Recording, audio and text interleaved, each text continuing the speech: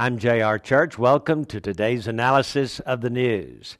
This is the June 2009 issue of National Geographic's magazine, in which they declare the end of plenty. This is a special report on the global food crisis. And these people are in Cairo, just in the shadow of the Great Pyramid, all with their hands held out wanting something to eat. Egypt, it says, stung by soaring food prices, angry Egyptians throng a kiosk selling government-subsidized bread near the Great Pyramid at Giza. Across the globe, rising demand and flat supplies have rekindled the old debate over whether production can keep up with population. I want to show you another picture here. This particular one shows a cornfield in Iowa, and it says the corn used to make a 25-gallon tank of ethanol would feed one person for a year. Corn has tripled in price, according to this article, and it's because people here in the United States are using the corn to make gasoline or ethanol.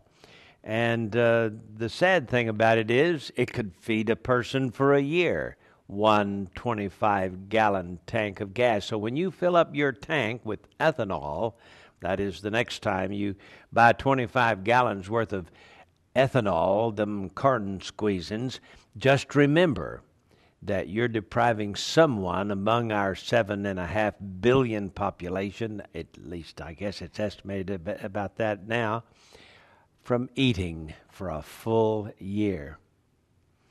This particular page talks about our fragile food web, and you can see the picture of the globe here, and where there is widespread famine.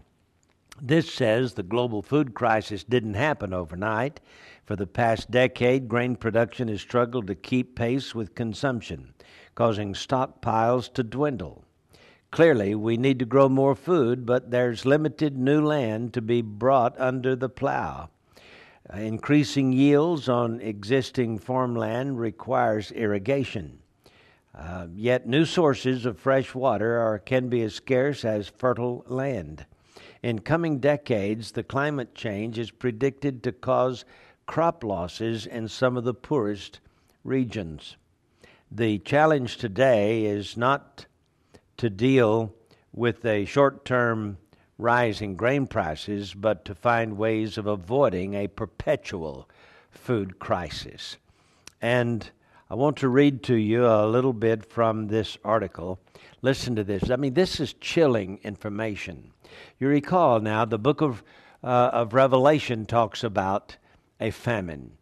Jesus talked about a famine in the 24th chapter of Matthew when he said there would be wars, rumors of wars, nation rising against nation, kingdom against kingdom. There would be famines, pestilences, and earthquakes in diverse places. So it's one of the big four. And in Revelation chapter 6, when he had opened the third seal, I saw the third beast say, "Come and see." And I beheld, and lo, a black horse, and he that sat on him had a pair of balances in his hand. I heard a voice in the midst of the four beasts say, "A measure of wheat for a penny, measure of 3 measures of barley for a penny, and see thou hurt not the oil and the wine." Now, a penny may not sound like much, but in these days, in Bible days, that was a full day's wages. So can you imagine spending a full day's wages on enough grain for bread for a family? Well, this says last year, the skyrocketing cost of food was a wake-up call for the planet. Between 2005 and the summer of 2008, the price of wheat and corn tripled, and the price of rice climbed 5-fold. So because of ethanol, the price of corn went up 300%. It tripled. And the price of rice, 500%. It went up 5-fold, spurring food riots in nearly 24 countries and pushing 75 million more people into poverty. But unlike the previous shocks driven by short-term food shortages, the price spike came in a year when the world's farmers reaped a record grain crop. You understand what this is saying? This is saying at a time when we had more food than we knew what to do with, the prices tripled and went up, some of it, the rise 500%. And so it says, simply put, for most of the past decade, the world has been consuming more food than it has been producing. After years of drawing down stockpiles in 2007, the world saw global carryover stocks fall to 61 days of global consumption, the second lowest on record. Can you imagine the world only has, at best, 61 days of food? Agricultural productivity growth is only 1 to 2% a year, warned Joachim von Braun, Director General of the International Food Policy Research Institute in Washington, D.C. At the height of the crisis, he said, quote, "This is too low to meet the population growth and increased demand," end of quote. High prices are the ultimate signal that the demand is outstripping supply, and there is simply not enough food to go around. Such agflation hits the poorest billion people on the planet the hardest, since they typically spend 50 to 70% of their income on food.